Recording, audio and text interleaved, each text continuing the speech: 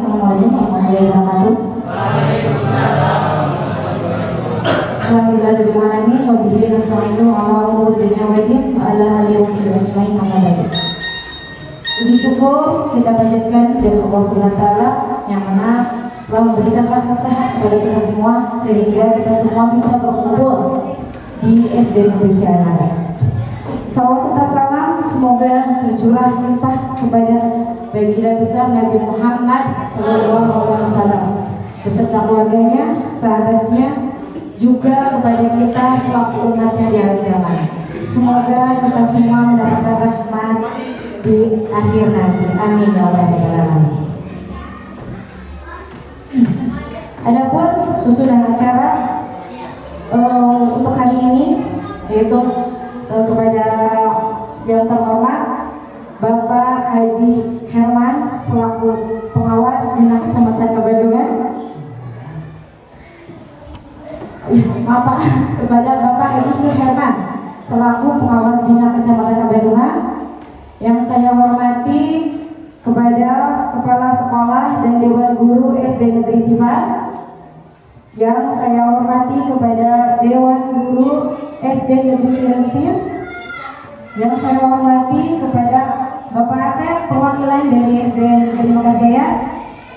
Juga yang saya hormati guru-guru dari LTS Salimun. Dan yang terakhir teman-teman dari guru-guru SD Negeri Cianada yang saya cintai. Adapun susunan acara yang akan dilaksanakan pada hari ini, yang pertama pembukaan, yang kedua salam kebangsaan, yang ketiga sambutan-sambutan, dan yang terakhir doa tutup. Untuk acara yang pertama yaitu pembukaan. Untuk mempersingkat waktu, marilah kita buka acara ini dengan pembacaan basmalah bersama-sama. Yang kedua, salam kebangsaan, yaitu kita akan menyanyikan lagu Indonesia Raya. Para hadirin mohon berdiri.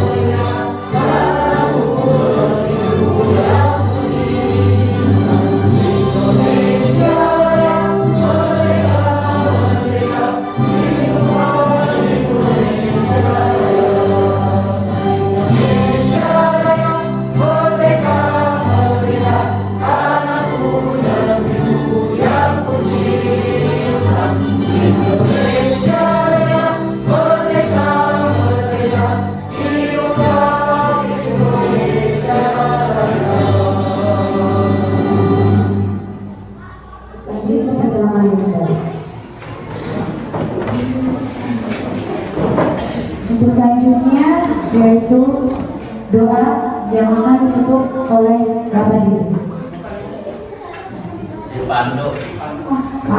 Selanjutnya adalah doa yang akan dipandu oleh Bapak Didi. Padanya dipersilakan.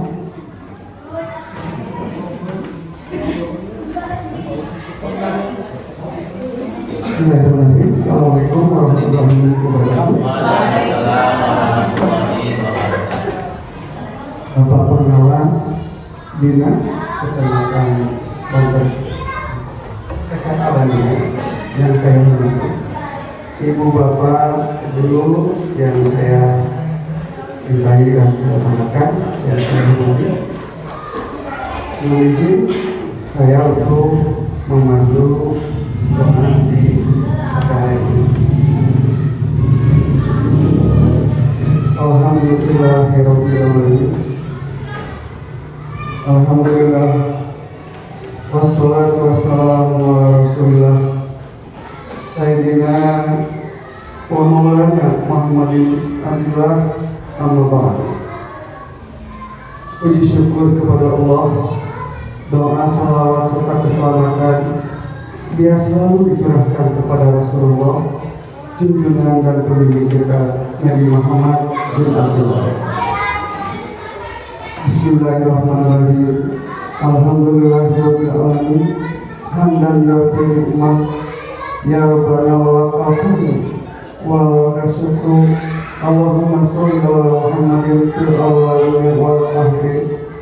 Subhanallahumma wa bihamdika asyhadu an la ilaha illa anta astaghfiruka wa atubu ilaik.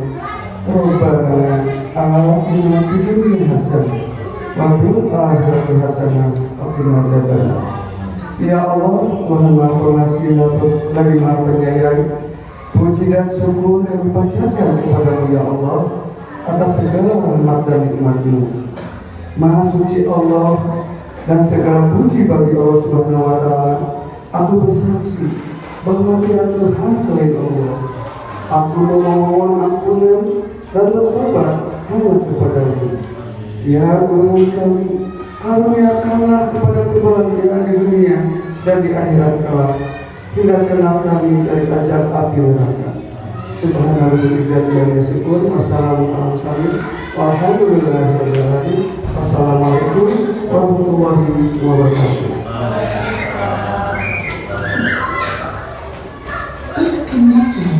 Selanjutnya sambutan yang pertama yaitu dari Bapak Pengawas Bina Kecamatan Padalingan, Bapak Haji Suherman. Padanya kami persilakan. Bismillahirrahmanirrahim. Assalamualaikum warahmatullahi wabarakatuh. Alhamdulillahirabbil alamin wa bihi nasta'inu ala umuri dunya waddin wa ala alihi wa sahbihi ajma'in. Amin. Allahumma rabbi shrah li sadri wa yassir li amri wa hlul 'uqdatam min lisani yafqahu qawli. Amma ba'du.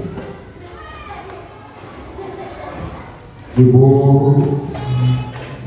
dan Bapak guru yang saya hormati,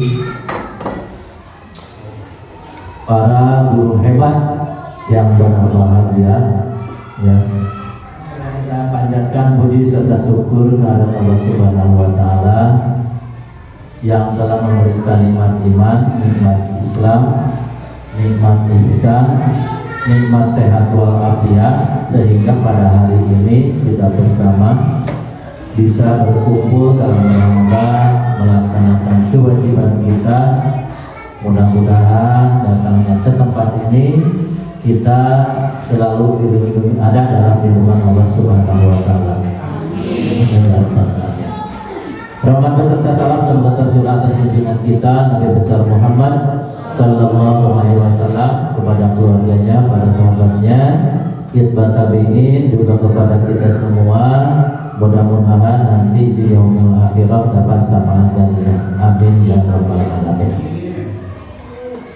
Ibu dan bapak guru hebat yang saya cintai dan saya banggakan, yang mungkin untuk Pak Yuki dan Bu Rana ini adalah merupakan propor, ya, yang pertama kali di Kecamatan Kabandungan, khususnya di wilayah yang jauh dari pusat Kecamatan Kabandungan, ada CGP di sekolah 2an Pak, ya, di SD Cianaga. Saya ucapkan selamat Pak Yuki dan Bu Ratna. Mudah-mudahan yang lainnya ini bisa menyusul, ya. Amin ya rabbal alamin. Dan mudah-mudahan ini Pak Asep juga sudah lulus, ya. Tinggal menunggu, ya, tinggal menunggu giliran Pak Asep. mudah-mudahan rengse Pak Yuki sareng murana ieu Pak Asep Gunawan ya, mudah-mudahan. Dan yang lainnya nanti menyusul.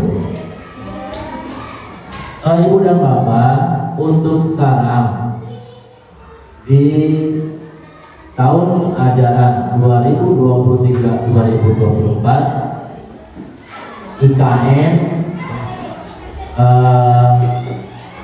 untuk di Kecamatan Kamandungan kita memilih IKN 2, yaitu implementasi kurikulum merdeka mandiri berubah.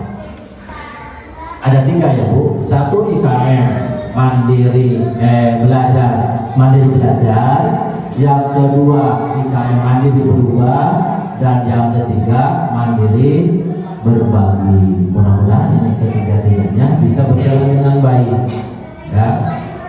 Walaupun banyak orang-orang yang pesimis, Yuki, ya, ini dengan aksi nyata 1.4 ini mudah Bapak cara menangani peserta didik kita akan berbeda dengan yang kita laksanakan yang sekarang. Ayeuna mah menangani masalah teh jadi budak kurang disertai dengan emosi, anak diintimidasi ya oleh kita, disingsieunan, itu adalah perilaku yang kurang baik. Kalau di IKN nanti akan berbeda, karena ini akan mengikuti cara pembelajaran yang dikembangkan oleh Ki Hajar Dewan.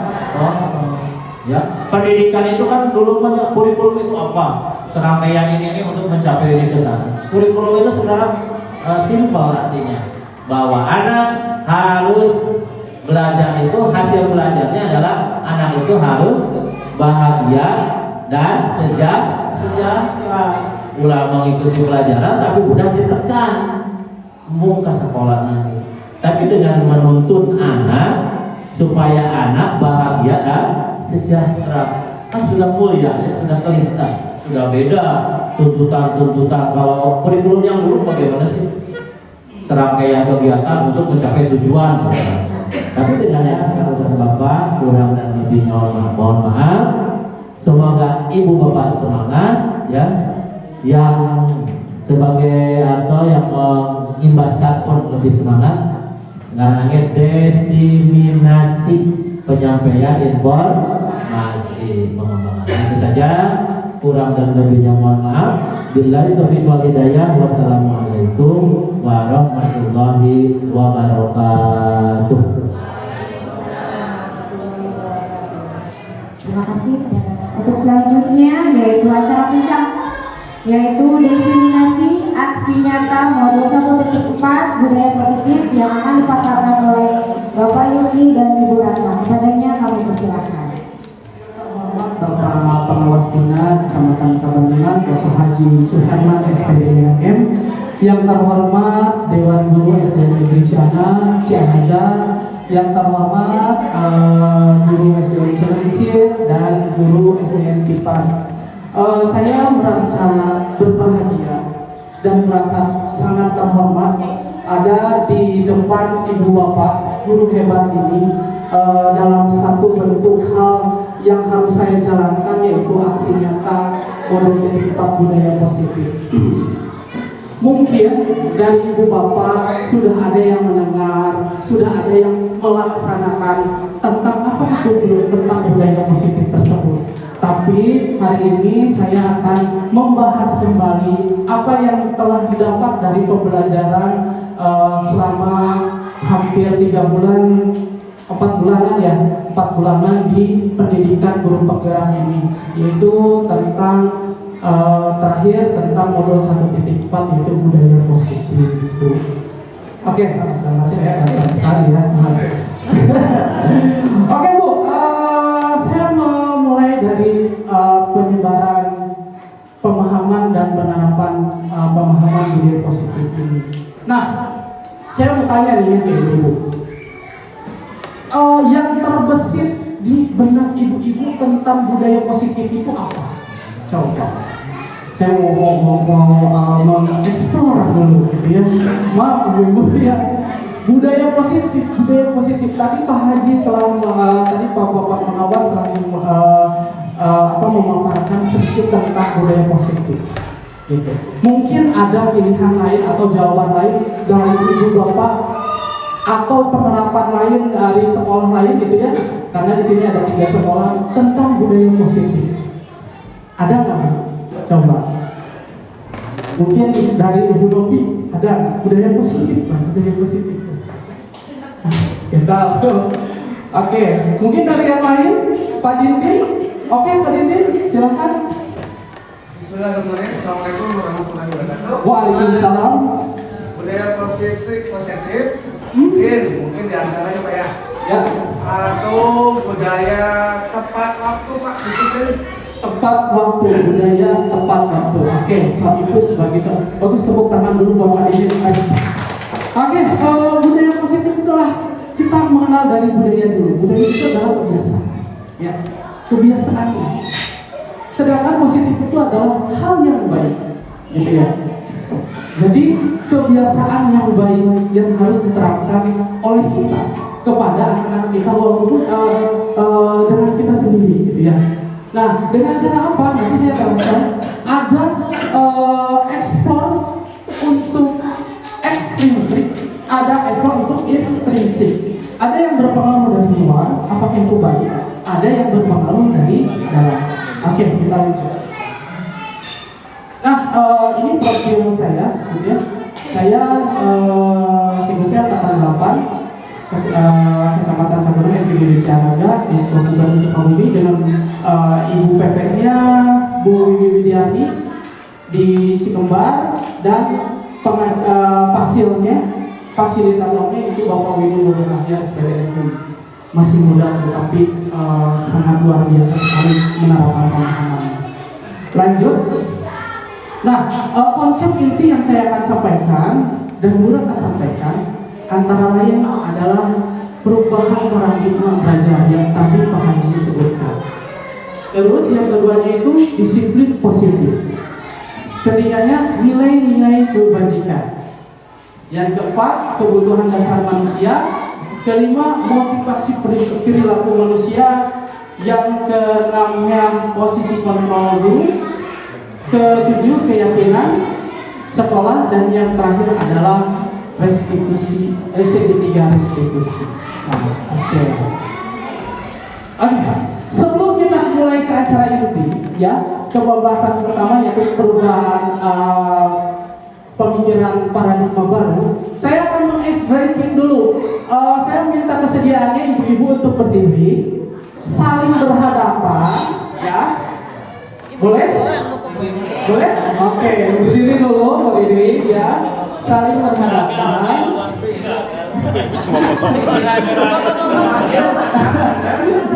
Oke, aduh gak ada channelnya kenal tidak perempuan, ya.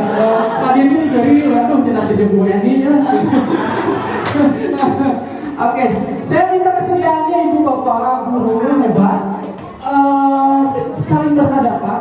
Saya memakan permainan ini, SD ini adalah Upik dan Abu. Upik dan Abu. Apa-apa.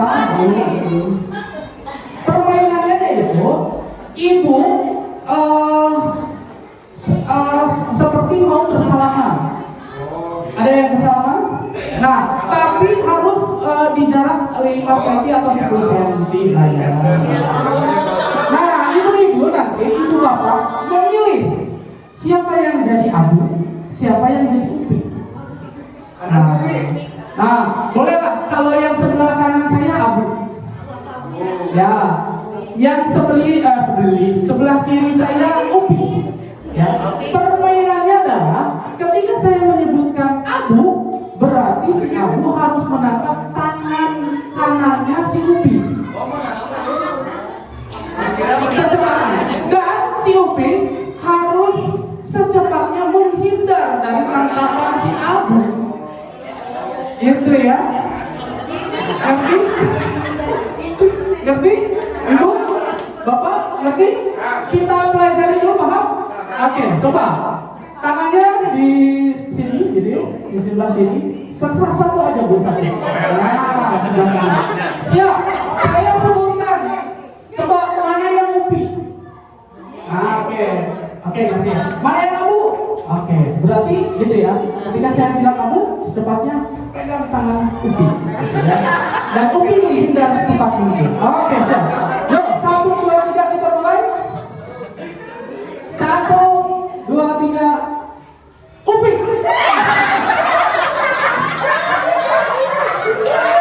Kenapa menghindar semuanya Upi? Menghindar lagi gitu.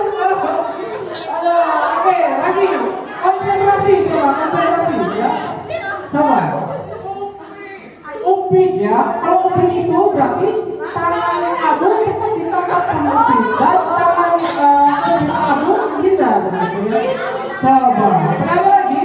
Ini Bapak Guru. Coba konsentrasi. 1. Tangannya di gitu ya. Abu.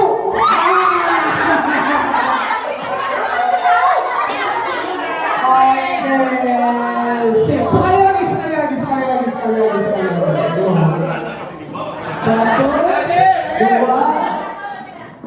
Upi. Oke, terima kasih teman-teman. Oke. Sip. Oke, terima kasih. Nah, ya sedikitnya ya Upi kamu. Jadi ketika saya menemukan Upi, tangan dua-duanya dikejar ke mana? Ada yang nangkap, tapi bagus ya. Gitu. Oke, kita akan mengefisienkan waktu karena tidak ada waktu yang bisa dipersingkat. Tadi pembawa mempersingkat waktu, tidak kurang tepat, tapi mengefisiensikan waktu karena waktu tidak bisa dipersingkat atau dipercepat. Oke, lanjut. Oke. Pembelajaran dengan paradigma baru. Ibu-ibu, betul kata Bapak Pengawas tadi tentang paradigma baru kita dalam hal mengajar. Gitu ya. Contoh, pernah mendengarkan Ibu Bapak tentang guru sebagai pusat pembelajaran atau guru menuntut siswa? Pernah nggak seperti itu? Pernah nggak itu Bapak? Saya adalah pusat pembelajaran guru. Saya adalah bisa menuntun guru. Nah, sesuai dengan filosofi modul 1.1 tentang pemikiran pengajaran bahwa guru itu sebagai tukang kebun disamakan dengan tukang kebun. Kenapa? Karena kita hanya bisa menyediakan lahan, antara lain kita sekolah. Kita bisa memberikan buku pengajaran kita yang mengembang dan berkembangnya itu adalah panitia tersebut. Gitu. Jadi kita hanya menuntun saja, memelihara saja.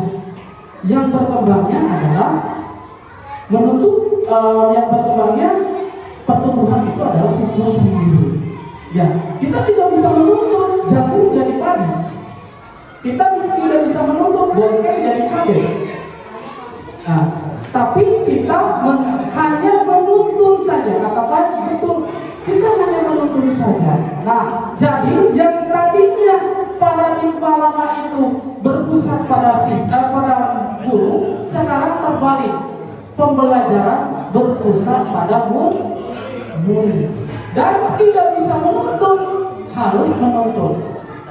Nah, seperti hal di sini, pembelajaran dengan paradigma baru merupakan pembelajaran yang dirancang berdasarkan prinsip pembelajaran berdiferensiasi. Artinya berdiferensiasi itu adalah pembelajaran yang sesuai dengan kebutuhan siswa tersebut. Gitu ya. Sehingga para peserta didik belajar sesuai kebutuhan berdasarkan tahap perkembangan siswa sesuai teori filosofi modern untuk mewujudkan profil pelajar Pancasila. Oke, Ibu. Sekarang saya mau bertanya kepada Bapak Ibu. Tahu nggak gaya belajar berdiferensiasi itu ada berapa? Atau gaya belajar itu ada berapa? Ada yang tahu nggak? Mungkin ibu bapak dari SDN Cilengsi dan Intan Ada yang tahu nggak gaya belajar itu seperti apa? Atau gaya belajar itu apa saja? Oh, oke. Saya terangkan ya. Gaya belajar itu ada 3. Yang pertama adalah visual. Yang kedua adalah auditory. Yang keempat adalah kinestek. Nah, yang ketiga adalah kinestek. Ya, gitu ya. Ada yang tahu tuh dunia kinestetik lah. Nah, kinestek. Nah, peserta didik itu kenapa berdiferensiasi sesuai dengan kebutuhannya? Ada peserta didik yang hanya bisa mengerjakan tentang visualnya saja, melihat dari gambarnya saja, gitu. Ada yang peserta didik bisa belajar hanya dengan mendengarkan saja, ya. Dan ada peserta didik kalau belajar khususnya dia mah pengen bergerak, kinestetik. Sedangkan kita menerapkan satu gaya saja, misalkan auditory saja, maka kebutuhan siswa yang tadi senangnya visual dan kinestetik tidak akan pernah tercapai. Itu ya ibu.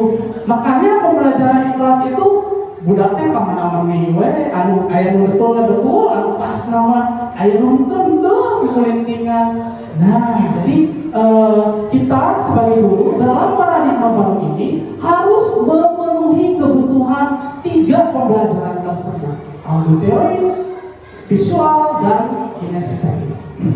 Lanjut. Nah, kenapa seperti itu?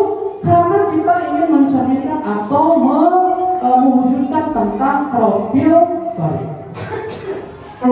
pelajar Pancasila yang 6 dimensi ini. Itu yang tadi telah disebutkan, berketuhanan yang Maha Esa dan akhlak berkalimat, berpikiran global, terus gotong royong, kreatif, terus berpikir kritis dan mandiri. Itu ya ibu. Bapak lanjut. Nah, miskonsepsi tentang teori kontrol. Nah, kita sekarang masuk ke tentang cara mengontrol anak peserta didik kita di kelas.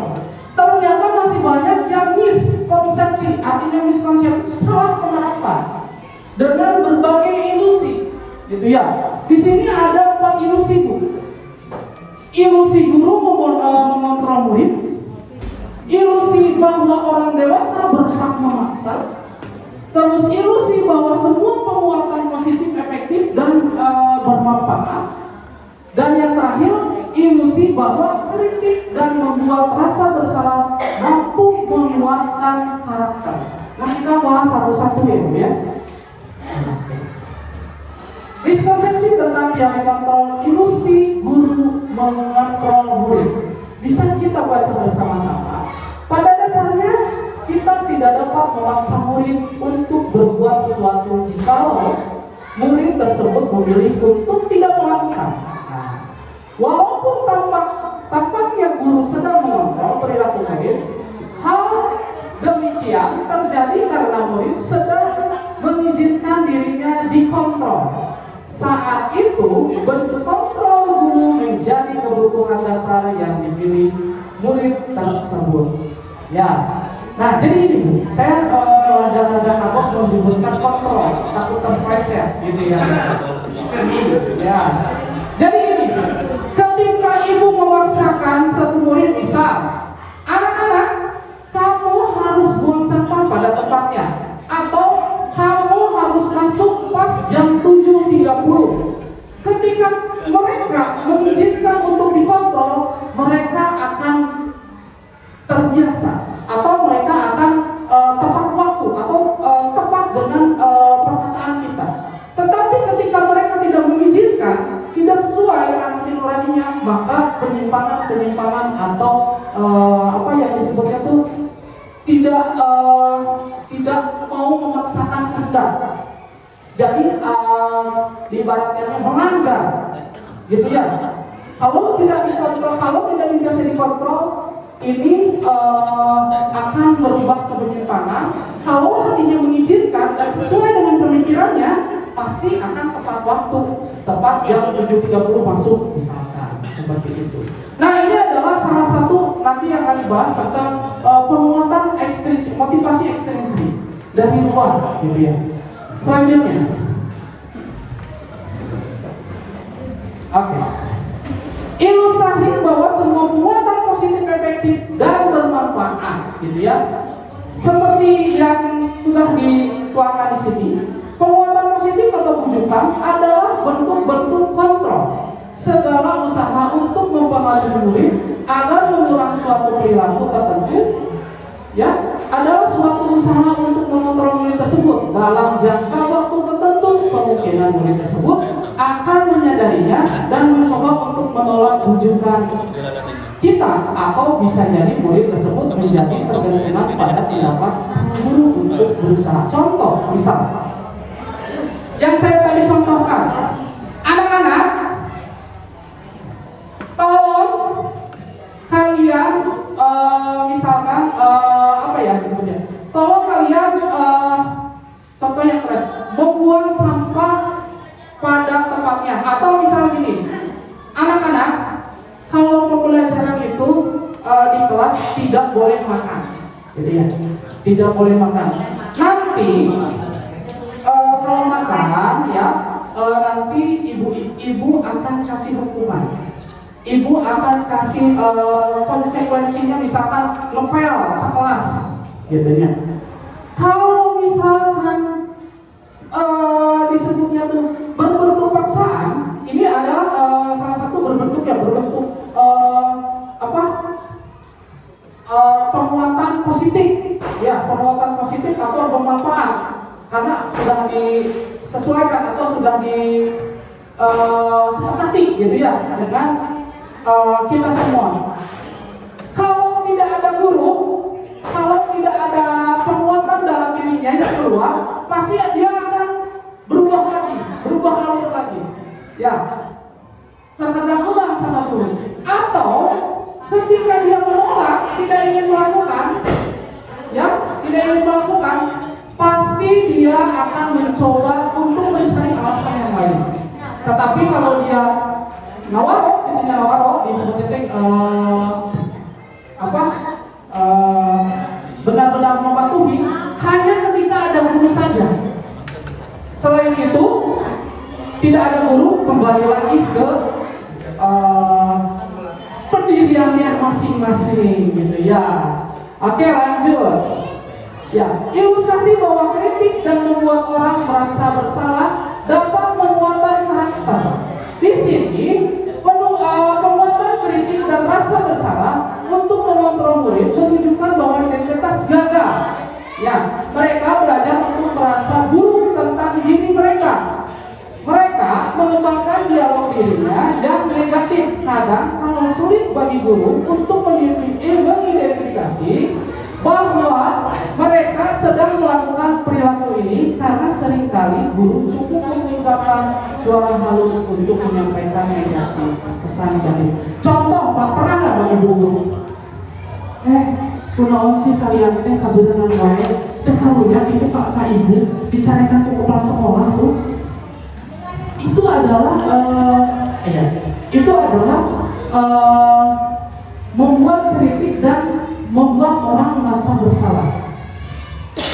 Ketika kita bilang kasihan atau ke ibu, ya, ibu udah capek-capek, ternyata kalian kerjanya seperti ini. Nah, ini adalah menunjukkan bahwa identitas gagal, miskonsepsi. Jadi anak itu tidak bisa mengembangkan potensinya. Jadi mereka itu merasa ini orang gagal, berhasil itu, ya. Ini salah satu dianggap paling betul sama ibu, ya, karena tidak mengeluarkan suara yang paling keras, tapi membuat anak itu merasa bersalah. Ngomongnya tapi itu adalah miskonsepsi, salah. Selanjutnya, nah, ilustrasi bahwa orang dewasa memiliki hak untuk berpaksa. Nah, biasanya guru olahraga, guru laki, biasanya guru laki merasa dia seorang guru terhadap muridnya. Orang dewasa, guru itu orang dewasa kan, ya, terhadap muridnya seenaknya saja bilang ini, kamu berapa kesiangan?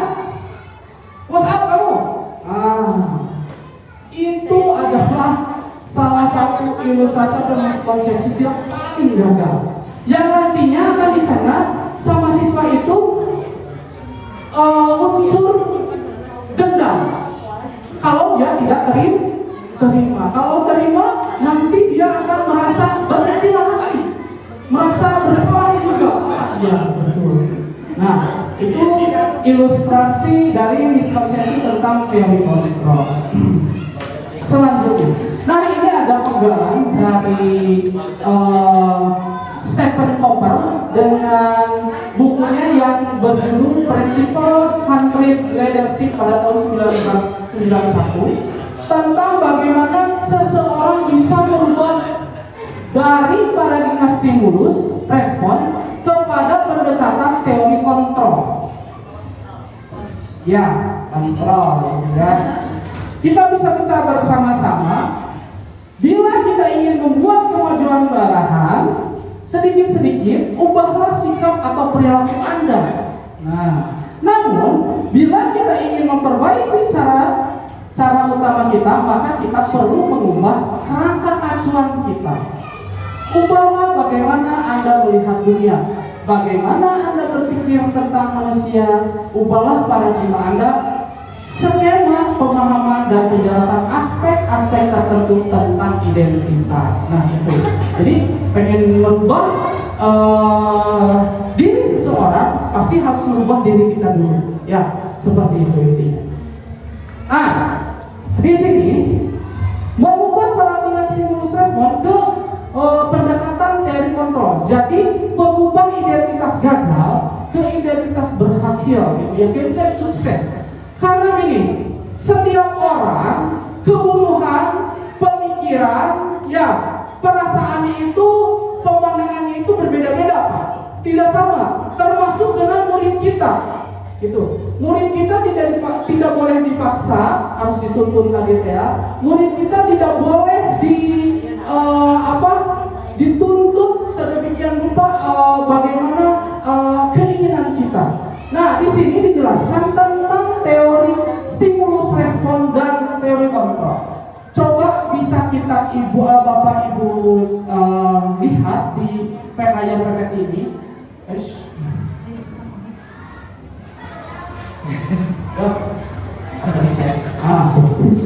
Oke, di sini ada stimulus respon. Yang pertama adalah realitas kebutuhan kita sama. Ya, sedangkan teori kontrolnya realitas kebutuhan kita berbeda. Coba bayangkan kalau realitas kita, ibu-ibu menyamakan kebutuhan kita, memaksakan ke kebutuhan anak. Itu bisa dimengerti nggak, Bu? Misalkan kebutuhan kita nih, pengen anaknya seperti ini, sedangkan anak itu kebutuhannya atau tidak sama dengan kebutuhan kita. Ya, kita tidak bisa memaksakan kebutuhan kita sama ke anak, ke siswa, ke murid, gitu ya. Murid itu pasti realitasnya kebutuhannya berbeda. Yang keduanya yaitu semua orang melihat hal yang sama, sedangkan teori kontrolnya setiap orang melihat gambaran berbeda. Nah, kita tidak bisa melihat seseorang itu sama. Contoh dalam tadi mengadili siswa, gitu ya. Ada yang menerima kita salah, dan ada pasti yang tidak menerima kita salah. Contoh kesiangan. Belum tentu ada kesiangan itu misalkan lelet atau apa, gitu ya. Nah, kita harus tahu alasan si anak itu. Jangan langsung menjudge bahwa setiap kesalahan itu sama. Ada kesiangan itu kesiangan, hukuman dan lain-lain. Tapi harus melihat bahwa setiap orang itu memiliki gambaran yang berbeda. Nah, seperti itu. Yang ketiga, kita mencoba mengubah orang agar berpandangan sama dengan kita. Tapi di teori respon, kita berusaha memahami pandangan orang lain tentang dunia. Nah, tadi Kita hanya bisa menuntun, tidak bisa menuntut. Jadi dalam stimulus respon itu kita mencoba mengubah agar pandangan sama dengan kita. Tidak bisa menerapkan murid, apalagi di IKM, apalagi di pembelajaran berdiferensiasi yang disesuaikan dengan kebutuhan siswa. Gitu. Gaya belajar mereka, setiap karakter orang berbeda-beda. Tadi ada 3 pembelajaran, auditory, visual, dan kinestetik. Nah, mungkin ibu-ibu nanti bisa mengembangkannya. Mana yang cocok kinestetik? Mana yang cocok auditory? Mana yang cocok visual? Gitu ya. Karena teori kontrolnya itu kebutuhan kita atau pandangan kita itu sangat berbeda tentang dunia. Gitu ya. Pemikirannya. Lanjut, perilaku buruk dilihat sebagai suatu kesalahan. Stimulus respon.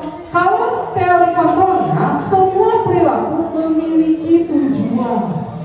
Jadi, perilaku buruk dilihat sebagai suatu kesalahan itu, misal si anak tadi kesiangan, salah, tidak baik itu kesiangan.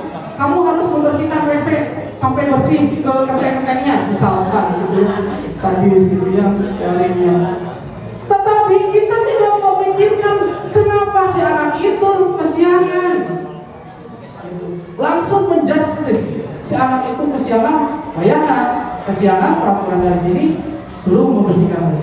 Tapi tidak tahu kenapa alasan si anak itu kesiangan. Nah, ibu-ibu bisa memberikan nanti yang akan ditebalkan oleh Ibu Ratna tentang restitusi, segitiga restitusi di sini. Lanjut, orang lain bisa mengontrol saya. Sedangkan teori kontrolnya hanya Anda yang bisa mengontrol diri Anda. Nah, jadi ibu-ibu ya, dalam teori dan stimulus ini orang lain tidak bisa mengontrol saya atau bisa mengontrol saya itu salah. Ya, itu sama dengan memaksakan kehendak ibu.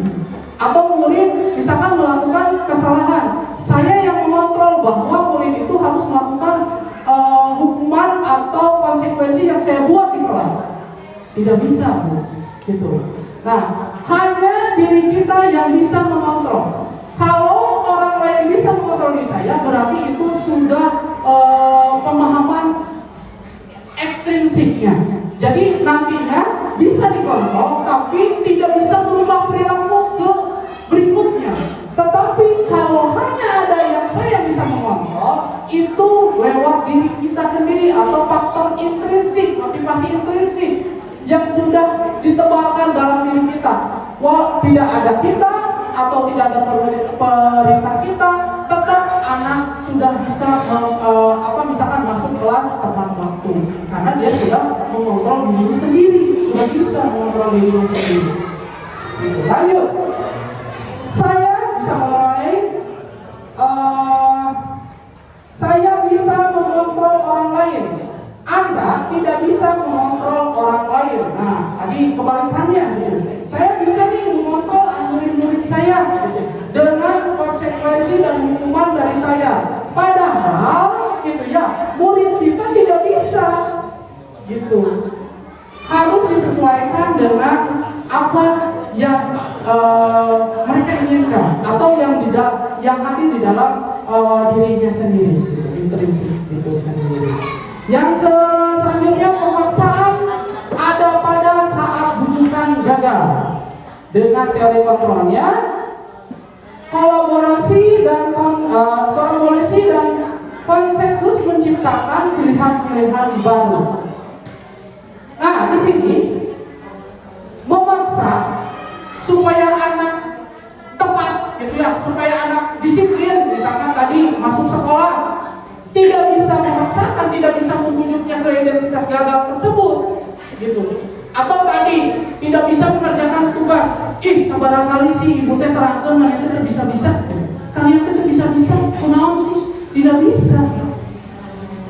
Gitu ya. Jadi harus kolaborasi dengan murid kita, diobrolkan. Ada apa? Kamu tidak bisa mengerjakan ini. Kenapa? Ada masalah apa? Nah, nanti yang berhubungan dengan 5 kebutuhan manusia tersebut, ya, yang nanti bulan akan terangkan juga. Yang terakhir adalah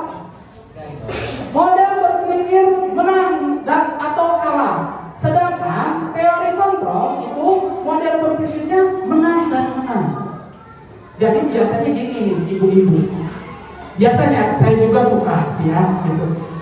Kalau kemarin anak teh, kurang teh yang menang mung eleh gitu.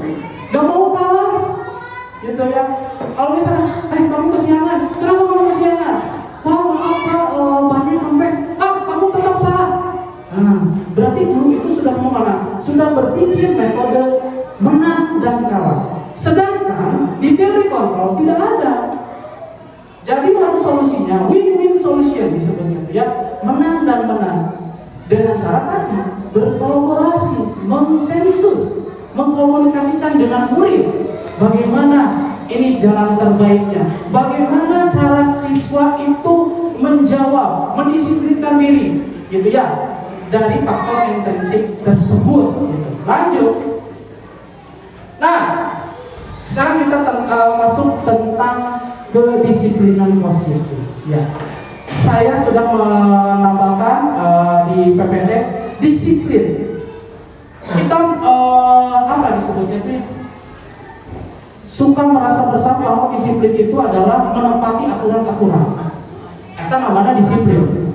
Sedangkan menurut gitu ya, menurut kata-kata berasal dari kata disiplin itu adalah disiplina yang artinya belajar gitu ya Bu ya, bukan mendisiplinkan, bukan mematuhi aturan gitu.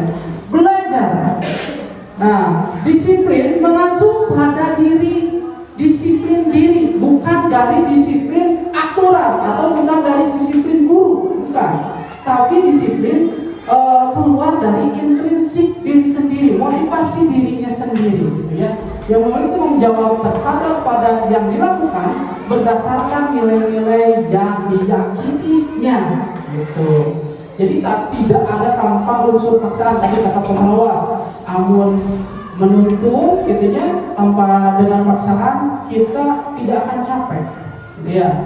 Tidak akan capek untuk mendisiplinkan murid. Tapi ketika kita bertentangan dengan murid, maka kita akan capek murid capek gitu ya. Ya salah itu salah gitu yang akhirnya anak-anak mogok untuk sekolah gitu ya. Di sini seperti itu.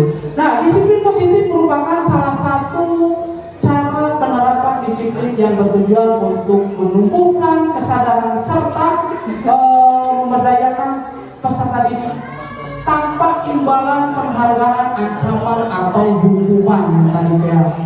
Cebunela teh, kata bendera seperti ini. Anak-anak, ketika yang bagian tiket dan pilihan bersih, maka ibu akan kasih bintang, gitu ya, atau akan ibu kasih nilai lebih. Nah, itu adalah salah satu motivasi eksternal. Kalau dia disebutnya kan, kalau dia menginginkan pasti dilakukan. Ya, kalau tidak ada imbalan atau kalau tidak diingatkan pasti dia menyimpang kembali. Berdoa ada iya pembangunan, gitu, seperti itu ya. Nah, sebagai pendidik, tujuan kita adalah menciptakan peserta didik yang memiliki disiplin dari sehingga mereka berperilaku mengacu kepada nilai-nilai kebijakan universal dan memiliki motivasi intrinsik. Nah, dalam perubahan perilaku ke arah yang lebih baik. Jadi tetap kita tidak bisa menuntun, hanya bisa memotivasi bahwa si siswa itu supaya bisa menimbulkan atau mengembangkan rasa disiplinnya ke dalam dirinya sendiri atau menimbul dari dirinya sendiri. Lanjut. Nah, di sini adalah ada nilai-nilai kebajikan, ya. Nilai-nilai yang disepakati bersama lepas dari suatu bangsa, agama, bahasa maupun latar belakang. Ini adalah contoh-contoh kebijakan institusi atau organisasi. Nah, yang pertama ada di sini profil pelajar Pancasila, ada banyak nilai-nilai kebajikan ya. Yang 6 dimensi tadi yang disebutkan. Nah, di sini ada Ibu Prima Yes Program atau YP. PYP adalah toleransi, rasa hormat, integritas, mandiri, menghargai, antusias, ya, empati, keingintahuan, kreativitas, kerjasama, percaya diri, dan komitmen. Biasanya itu di instansi kita sebagai guru ya, gitu ya, sering. Dan sedangkan keterampilan hidup atau life skill dapat nilai-nilai kebajikannya dapat dipercaya, tulus hati, pendengaran yang aktif, yang tidak merendahkan orang lain dan memberikan yang terbaik dari diri. Nah, ini adalah nilai-nilai kebajikan yang sudah mungkin ditanamkan dari dasar intuisi kita dan motivasi diri kita. Lanjut. Nah, ibu-ibu, setiap orang, setiap manusia termasuk saya mempunyai kebutuhan, ya, kebutuhan dasar manusia, gitu ya. Ada yang tahu kebutuhan dasar manusia apa aja? Ibu, bapak, mungkin ada yang tahu? Pernah membaca tentang kebutuhan dasar? Nah, ini adalah pengertiannya. Kebutuhan dasar manusia adalah segala sesuatu yang kita lakukan untuk mendapatkan apa yang kita inginkan, gitu ya. Seluruh tindakan yang kita lakukan memiliki tujuan tertentu dan semua usaha terbaik yang kita lakukan adalah dalam rangka agar kebutuhan dasar kita terpenuhi dengan baik, gitu ya. Apa saja kebutuhan dasar kita, dasar manusia itu, ya? Ada 5. Yang pertama adalah bertahan hidup, yang bisa sering kita dengar adalah survival. Apa aja? Makan, ya, pakaian, tempat tinggal, keamanan dan kesehatan, gitu ya. Ini adalah kebutuhan dasar kita, jadi bertahan hidup kita. Nah, yang keduanya adalah kasih sayang dan rasa diterima, gitu ya. Apa saja?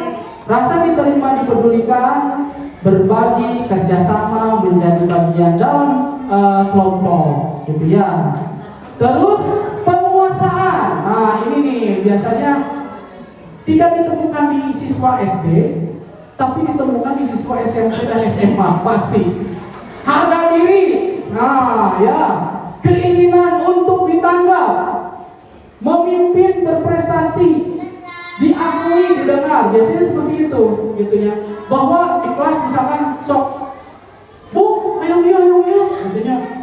Nah, ini adalah salah satu kebutuhan penguasaan, gitu ya. Bu, si eta mah anu, gitu ya. Biasanya suka gitu, anak-anak teh. Bu, terus itu mah elek wae. Bu, ini saya beres, gitu. Lupa-lupa ya. Kebebasan. Nah, kebebasan pasti semua orang pengen bebas, ya. Bebas dalam kalau murid itu bebas memilih pembelajaran, ya, berdasarkan 3 tersebut. Nah, apa aja kebebasan itu? Rasa diterima, peduli, berbagi, kerjasama, menjadi bagian dalam kehidupan, gitu ya. Yang terakhir adalah kesenangan. Semua orang pengen senang, pasti termasuk saya pengen senang. Murid pun sama. Dalam pembelajaran hoyong atau mau senang, menyenangkan. Nah, bagaimana caranya? Ibu-ibu bisa memilih metode-metode pembelajaran yang tepat, gitu ya, sesuai dengannya. Apa aja isi dari kesenangan tersebut, yaitu bermain. Wih, tadi dengan ibu-ibu ice breaking, kupik abu, senang, merasa senang kan? Nah, anak-anak pun juga seperti itu, bisa mengembangkan dengan ice breaking yang lainnya. Humor, jadi ini di kelasnya ulah camerun, gue datang guru di kelas datang iya, malaikat maut, Pak. Tidak ada rasa kesenangan dalam pembelajarannya, tentu saja menurunkan motivasi dirinya untuk belajar. Antusias, ya. Kalau Pak Didin menerapkan antusiasnya dengan cara bernyanyi, membuat yel-yel dalam kelas, bagus, Pak.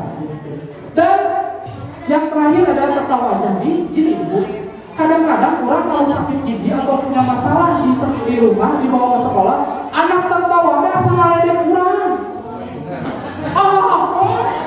Langsung metode sospol, keluar, sesorot, popolotot, nggak boleh.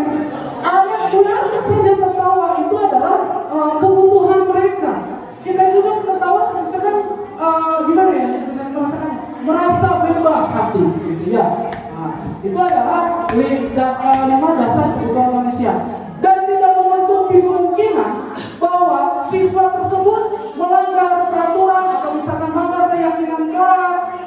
memberikan nilai-nilai itu ada salah satu kebutuhan manusianya yang tidak dipenuhi. Misal contoh, si anak-anak tehnya punaon buku tabungan teh hilang wae hilang kelas 1. Misal ternyata ketemu nih anaknya. Ya. Kenapa kamu ngambil uang? Ulah dicarikan ke kantor polisi kan? Udah, ditanya dulu, kenapa kamu?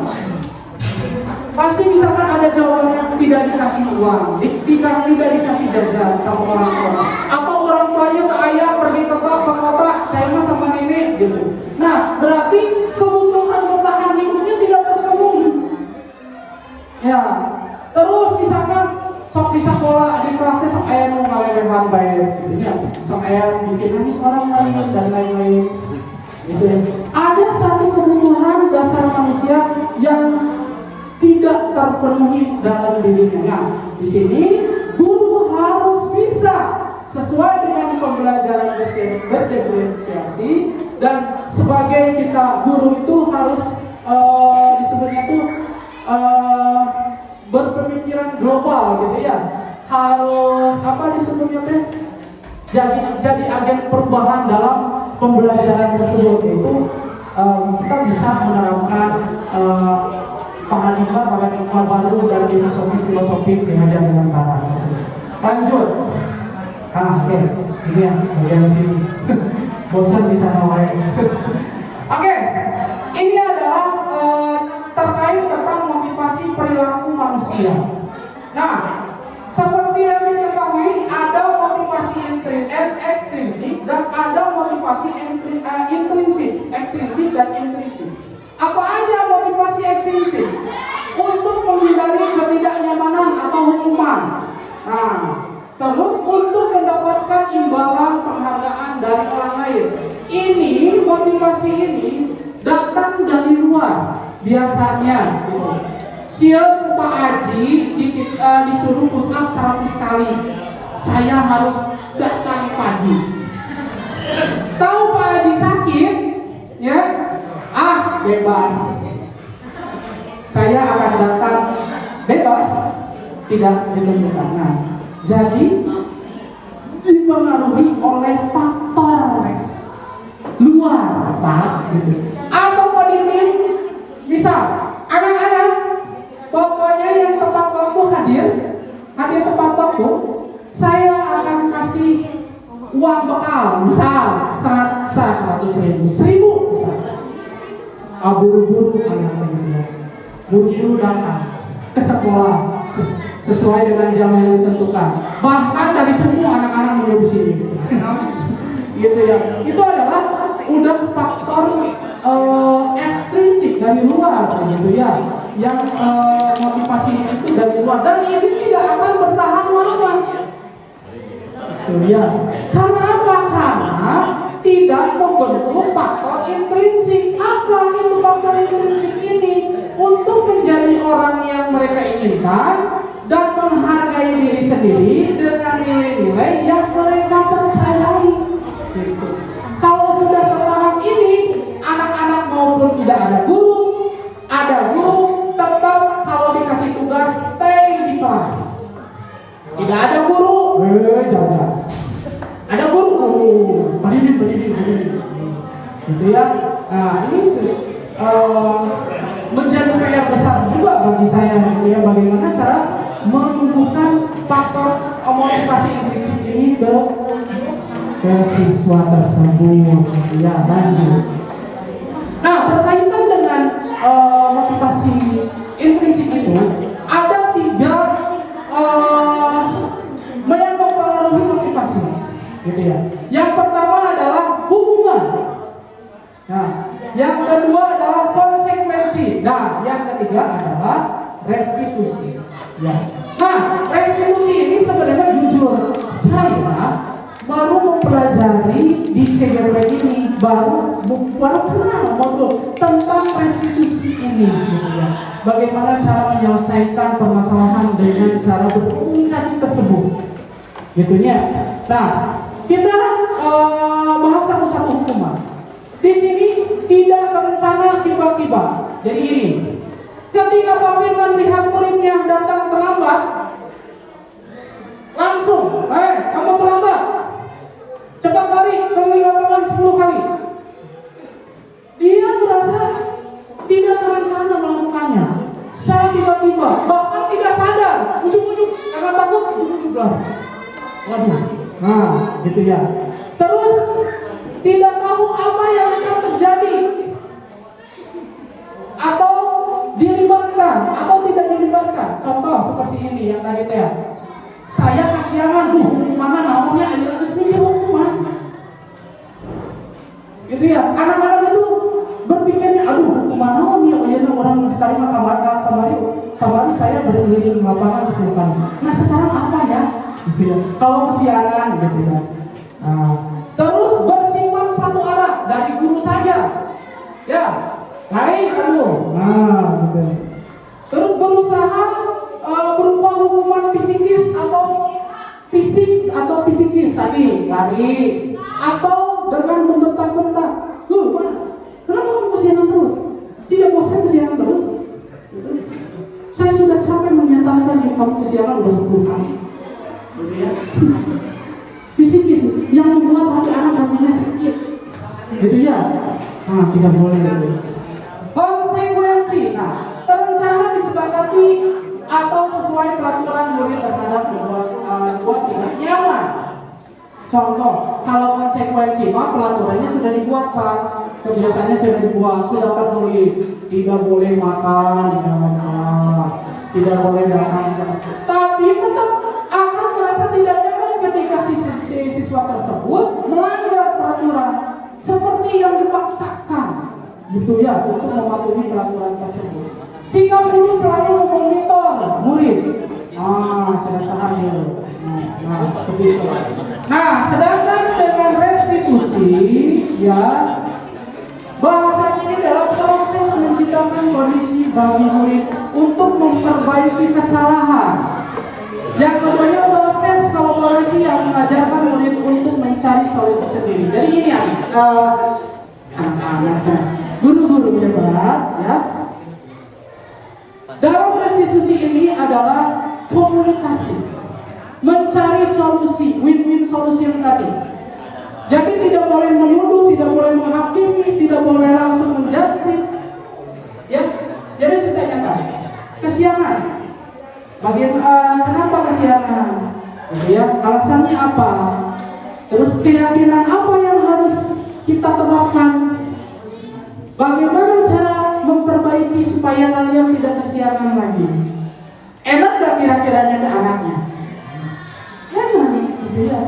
Ulah karena kecoh, mereka kesiangan cuma kali. Jadi dibakti dulu. Tapi kalau seperti ini, kenapa kesiangan? Mungkin mereka ada alasan tertentu sehingga disebutnya tuh mereka nyaman untuk mendiskusikan dengan kita. Ya, lanjut. 5 posisi kontrol guru. Nah, saya ini mau bertanya nih ya. Kelima posisi kontrol, ada pendukung, pembuat rasa bersalah, sebagai teman, pemantau, manajer. Nah, ibu-ibu, bapak-bapak, kira-kira di sekolah, 5 posisi kontrol apa yang sering ibu-ibu terapkan kepada murid-murid kita? Menghukumkah? Pembuat rasa bersalahkah? Temankah, pemantaukan, atau manajerkah? Coba secara sekilas aja dulu. Kalau penghukum, nanti kita jelaskan apa itu hukuman. Ya. Kalau penghukum itu tadi, ketika siswa langsung hukum, berdiri di depan bendera selama 1 jam.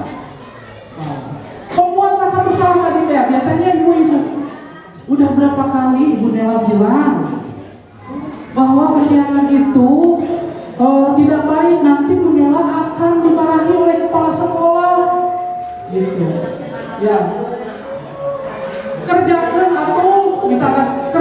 atau tugas yang Bu Guru sampaikan misalkan. Kalau nggak dikerjakan, kalian nanti tidak akan dapat nilai bagus. Itu ya. Sebagai teman biasa akrab kalau laki-laki mah ya, apalagi ke murid SMA perempuan akrab bisa. Tenang, kasihan juga, gak apa-apa sekarang mah. Next time atau lebih lanjut jangan kesiangan ya. Nah, sekarang mau masuk web. Nah, itu sebagai teman, ya, itu pemantau, selalu dipantau gitu ya. Nah, dan manajer. Nah, manajer ini adalah penentuannya itu di segitiga institusi tadi, gitu. Sebagai pengontrol, sebagai bagaimana cara pemecahan masalahnya, bagaimana cara mereka mencari solusinya supaya tidak melakukan kesalahan yang sama. Nah, kita lanjut. Di sini ada studi kasus. Ya, studi kasus. Siswa tidak memakai atribut lengkap saat upacara. Kalau penghukum seperti ini, hormat bendera 1 jam. Ada nggak yang suka menggunakan seperti itu? Sering nggak? Sering ya. Termasuk saya pribadi. Waduh, kamu tidak pakai baju olahraga. Hormat 1 jam. Atau tidak boleh masuk pembelajaran selama 1 jam. Membuat rasa bersalah. Nah, tadi berapa kali Bapak harus memberitahu kamu? Kamu selalu aja mengecewakan Bapak misalnya. Nah, ini jadi anak-anak itu Bunel merasa bersalah, merasa gagal. Tidak ada disebutnya tidak ada rasa keberhasilannya. Gitu ya. Lanjut. Sebagai teman dari tadi, sebagai teman, ayo dong ikut aturan sekolah. Tolong bantu Bapak ya kali ini misalkan. Sudah tidak apa-apa lain kali, jangan sampai berbuat seperti itu lagi. Kayak tadi ingatnya. Ayo tadi. Ya, sekarang nggak apa-apa lah. Lain kali kamu jangan seperti itu ya. Tuh. Sedangkan pemantau, kamu sudah melanggar peraturan sekolah. Kamu tahu konsekuensinya? Tadi ya konsekuensinya. Setelah upacara kamu beli atribut ke koperasi dan jangan diulang lagi. Ini adalah sebagai pengontrol. Tanya konsekuensinya, disuruh langsung searah untuk mendapatkan solusi tersebut, permasalahan tersebut dari guru tersebut. Nah, sedangkan yang terakhir adalah manajer. Nah, ini adalah bahasa guru di era sekarang ya, transformasi pendidikan gitu. Apa kamu tahu misalkan kesalahanmu apa? Ditanya dulu. Kesalahannya apa? Gitu ya. Terus keyakinan kelas yang mana? Kalau kita sudah buat keyakinan kelas nanti di dalam kelas. Bagaimana kamu memperbaiki kesalahan? Nah, mencari win-win solution tersebut yang tadi di awal dijelaskan oleh saya, gitu ya. Jadi tidak hanya satu pihak saja, tapi harus membicarakan dua arah atau dua pihak, ya, supaya nantinya enak untuk melakukan anak tersebut, gitu ya, kedisiplinan tersebut, dan akhirnya tumbuh dalam intrinsik mereka atau motivasi intrinsik mereka. Lanjutnya nih, Bu. Halo Ibu, masih semangat? Coba, selamat pagi. Semangat pagi. Semangat. Oke. Nih Ibu, mau tanya nih. Coba dari dalam tadi saya terangkan tentang 5 posisi kontrol tersebut, ada hukuman, merasa bersalah, ada mengontrol, ada menjadi teman dan manajer. Coba, saya punya pertanyaan ya, coba jawab ya. Saya kecewa sekali dengan kamu. Itu 5 posisi kontrol apa menurut Ibu Bapak? Apa? Rasa bersalah? Betul sekali. Coba yang ini. Kamu tidak pernah benar melakukannya. Menghakimi. 5 kontrolnya ada hukuman, merasa bersalah, teman, manajer, dan pemantau. Coba yang ini. Kamu tidak pernah melakukannya. Posisi 5 posisi kontrol apa? Manajer. Bagus Pak. Ada yang lagi nggak? Yang lain jawabannya selain manajer. Pemantau. Bagus. Ada lagi nggak yang lain? Penghukum kalau yang ini mah gitu ya. Lanjut. Apa rencana untuk menyelesaikan masalah ini? Nah, sebagai konsultan, manajer gitu ya. Bagus sekali ya. Nah, ayah lakukan demi bapak ibu sebagai apa? Teman. Ayo lakukan demi saya, gitu, demi ibu ya, misalnya. Apa? Merasa bersalah, gitu. Oke, kita lanjut ya. Ini akan ditergalkan oleh satu lagi.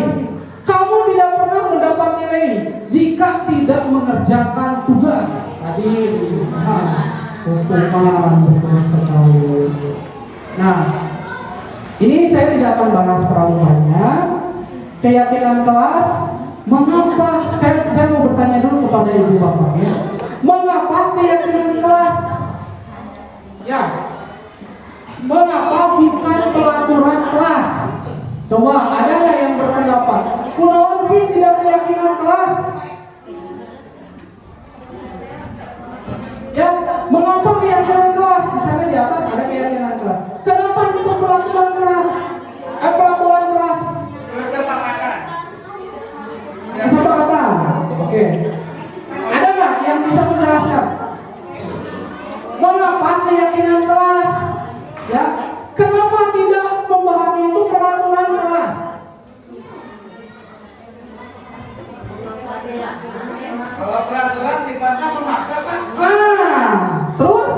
Kalau keyakinan sifatnya Nah, itu dia. Tepuk tangan buat Pak Bibir. 100. Betul sekali. Kalau keyakinan kelas itu, apa yang kita yakini, apa yang murid-murid ibu yakini, gitu ya, tentang kedisiplinan, misalnya, tentang kedisiplinan akan terjadi faktor motivasi intrinsik tersebut. Tetapi kalau pelaporan, itu sudah dipengaruhi oleh faktor ekstrinsik dari luar. Tadi yang depan ini jelaskan, sifatnya memaksa, gitu ya. Tapi keyakinan kelasnya yang disadari kita, gitu ya. Nah, betul sekali. Lanjut. Nah, di sini ya ada bersifat maksa, berupaya pertanyaan nilai pesan yang keyakinan kelas itu ya. Terus dibuat dalam pernyataan positif, gitu ya. Sedikit saja agar mudah diingat. Jadi keyakinan kelas itu tuh mau bola-batuin, jangan terlalu banyak, harus sedikit saja tapi mudah diingat oleh orang lain. Jangan membuang sampah sembarangan. Di kelas harus tidak boleh makan dan lain-lain. Sesuai dengan keinginan mereka yang kita. Contohnya seperti ini keyakinan kelas yang ditulis anak. Dan apabila anak itu disebutnya melakukan kesalahan, kita tanyakan keyakinan kelas yang mana yang kamu buat, gitu ya, yang kamu selesai. Terus sesuai dengan kondisi kelas dan sekolah sehingga mudah diterapkan. Selanjutnya semua warga sekolah atau warga kelas dilibatkan saat membuat keyakinan kelas. Nah, ibu bapak guru sebenarnya tidak hanya murid saja harus membuat keyakinan kelas, tetapi kita juga sebagai guru, supaya tadi tidak ada faktor pengaturan, tidak ada faktor ekstrinsik, jadi intrinsik. Kalau menepi kayak sana, aduh saya yang lama jadi ketiga kak ya harus itu ya tadi gitu. Nah itu adalah udah faktor intrinsik, tidak dalam diri sendiri gitu ya. Bahwa saya melakukan ini adalah kewajiban saya sebagai guru mencontohkan gitu ya, sebagai filosofi Ki Hajar Dewantara gitu. Lanjut ya. Nah ini adalah segitiga restitusi yang bagaimana cara kita menyelesaikan masalah siswa di kelas yang yang melanggar keyakinan kelas kita dengan cara penerapan tahap tahap segitiga restitusi. Ada apa aja? Yang pertama itu menstabilkan identitas. Yang keduanya memvalidasi tindakan yang salah. Dan yang ketiganya menanyakan keyakinan. Ya, lanjut. Nah, menstabilkan identitas ini saya tidak akan bahas banyak. Ini adalah ranahnya buat ya. Berdasarkan prinsip membuat kesalahan adalah bagi dari proses pembelajaran. Bagian dari proses pembelajaran. Saya membuat salah itu wajar. Berdasarkan tidak ada manusia yang sempurna. Biasanya gini, kalau saya di video akan dicontohkan seperti ini. Kenapa kamu melakukan kesalahan tidak memakai sepatu misalnya? Pak guru juga pernah melakukannya, tetapi di dalam satu proses kesalahan tersebut pasti kamu mempunyai alasan kenapa kamu tidak memakai sepatu ke sekolah. Nah, dekat si anak teh, Pak, saya telat nyuci. Nah, keyakinannya mana tanya? Kelasnya mana yang kamu langgar? Misalkan bertanggung jawab atau disiplin. Solusinya gimana? Nah, cek anak teh. Nah, nanti ada nih validasi salah yang tadi menanyakan alasan, gitu ya. Selanjutnya tadi untuk menanyakan keyakinan ada di tahapan segitiga restitusi menanyakan keyakinan. Solusinya bagaimana cara menyelesaikan masalah ini? Misalkan ngomong, si anak-anak, saya akan mencuci sepatunya lebih awal Pak. Tidak seperti itu. Lanjut. Nanti saya akan tampilkan ya. Saya akan tampilkan ini, tapi setengah saja. Soalnya waktu yang dia gitu. Harus ikut.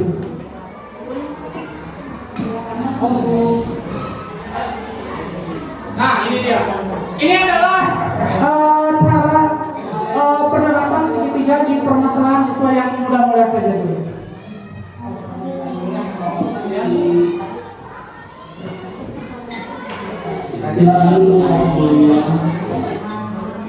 Akhirnya kita tahu kenapa Pak Guru tampil di sini. Ya, karena setiap orang pasti pernah melakukan kesalahan, termasuk dengan Pak Guru. Namun kesalahan itu pasti ada alasannya. Nah, kalau boleh tahu Pak Guru, apa alasannya memakai sepatu sekolah? Nah, menanyakan. Ya, tuh, kamu masih ingat universitas? Kalau masih ingat, kira-kira apa yang kamu lakukan itu sudah sesuai dengan keyakinan kita atau belum? Nah, kalau belum, keyakinan kelas yang mana? Nah, ternyata kamu tahu apa solusi untuk menyelesaikan masalah ini? Menanyakan solusinya ya Bu ya.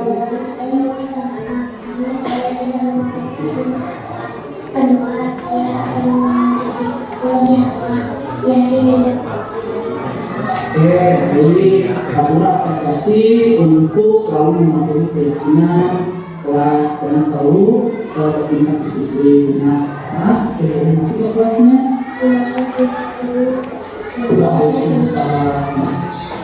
Nah, itu dia cara pemecahan masalahnya ya gitu ya.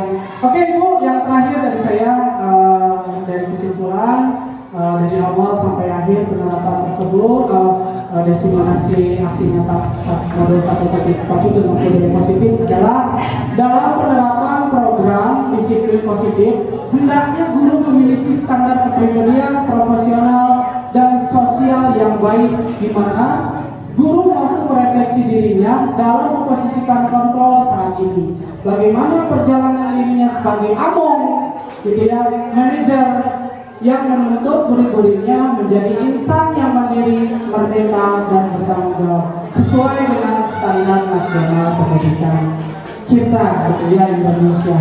Mungkin itu aja Ibu dari saya tentang pemaparan pemahaman budaya positif aksi nyata modul 1.4 Mohon maaf apabila ada kesalahan. Wabillahi taufiq wal hidayah. Wassalamualaikum warahmatullahi wabarakatuh.